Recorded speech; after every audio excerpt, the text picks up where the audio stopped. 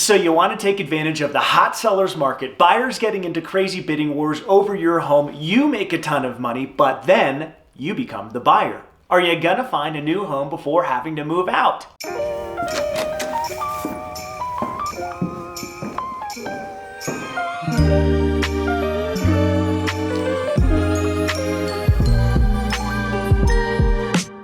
Hey everyone, Ryan Haarer, Denver Realtor here, providing all of the insights you need to navigate Colorado's climbing real estate market. Please like and subscribe to this channel and leave a comment below with questions about buying or selling real estate. All right, today's burning question: how are you supposed to simultaneously sell a home and buy a home in a red hot seller's market? First, let's recognize that according to the National Association of Realtors, 71% of repeat home buyers owned their previous home. Point being, it's extremely common. You are not alone in this process. Many people are having to solve the equation and doing so successfully. But you have to have a well thought out plan. So how do you navigate it? Well, to start, you have to decide whether you can buy the new home first and then sell, or if you have to sell to buy. Let's look at both scenarios. Buying before selling in a market like Denver's is great if you can do it. You know you have somewhere to move before you sell, and you know that if you price your home properly, it is going to sell like that. Once you sell, you slide right into a new place, no worrying about whether or not you're gonna find something before having to move out. Now, you'll be carrying 2 mortgages waiting for your home sale to close, and you'll have to be able to make the down payment for a new home loan before getting the equity out of your current home. So, do you have the cash on hand to make that down payment?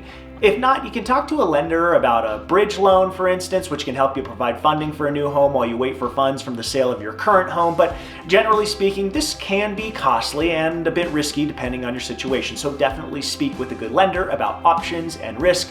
I'm happy to provide and connect one to you. So if you're like most of us and not comfortable being on the hook for 2 mortgages, you'll be selling first. It's a safer financial route, and the second you free up that equity in a home, you can use it for a solid down payment.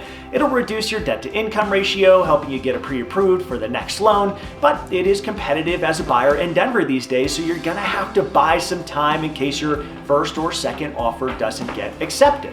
So, before accepting an offer on your current home, get the buyers to sign a post-closing occupancy agreement, also known as a rent back.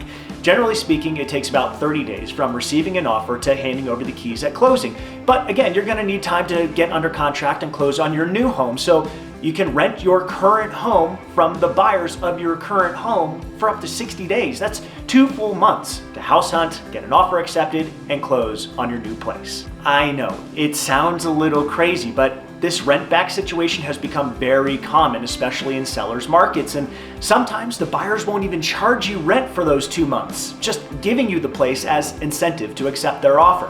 Another strategy is writing offers contingent on your current home selling.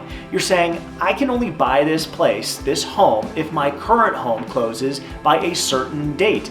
And you can write these offers in the 30 days prior to your current home closing. So now with the rent back, you're working with 3 full months to find and close on a new home. Of course, it's more difficult to get an offer accepted with this kind of contingency, so you really have to make a strong offer and stand out. If you and another buyer both offer $550,000 on the same property, but the other buyer is not waiting for their current home to close, guess who's gonna win that one?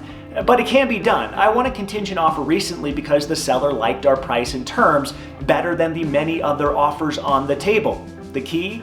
Work with your realtor to brainstorm and write aggressive but still smart offers, and work with your lender to ensure as fast of a close as possible. Let's talk worst case scenario, which really isn't all that bad. You sold your home. You got a big old chunk of change, but for whatever reason, you haven't been able to buy a new home and you have to move out of your current one. Let me assure you, you are not going to become homeless. Get the movers to put all of your boxes into a storage pod, pack a suitcase, grab your toothbrush, and head to a short-term rental, maybe an Airbnb. There are a ton of great options, and if your realtor really cares about you, they're going to help you find something temporary. A couple of weeks, maybe a couple of months while you wait to get into that home that makes sense for you. Think about this for a moment. You have a big fat check from your home sale, your eyes are on a home that fits your needs. What's a few weeks for a home you're going to be in for 10, 15, 30 years? The goal, of course, is to avoid the rental, but if you have to, it'll be worth it in the end. Now, if you're still worried about finding a place you can afford in an expensive market, call your realtor and your lender to talk it through. If you trust them, you know they're not going to push you into a situation that stretches you thin and doesn't make sense for you. They do know the market and the strategies it takes to make a desired move. You might be surprised at how far the equity in your current home can get you, combined with low interest rates. And check out my other videos on being a competitive buyer in this market so you're writing a handful of offers before winning one, not dozens. Also, visit my website linked below for a free copy of my 2021 Seller's Guide. That's it for this video. Please like and subscribe to this channel and message me with any thoughts, comments, or feedback. I would really appreciate it, and I look forward to talking to you. See you next week.